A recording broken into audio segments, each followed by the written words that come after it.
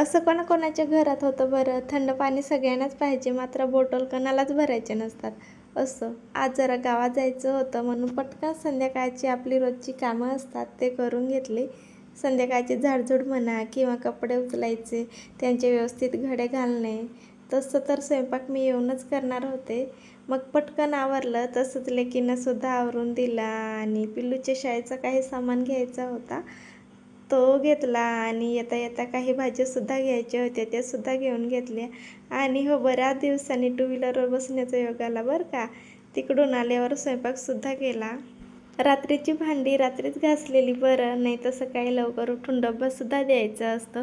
आणि नंतर kitchen ओटासुद्धा clean करायला घेतला. कसं सकाळी उठून स्वयंपाक करायला घेतला आणि किचन ओटा स्वच्छ नसला तर आपलं मनच लागत नाही, म्हणून पटकन किचन ओटासुद्धा धुवून घेतला. आणि हो, आपल्या चॅनलला कोणी फॉलो केलं नसेल तर नक्कीच फॉलो करा. बाय.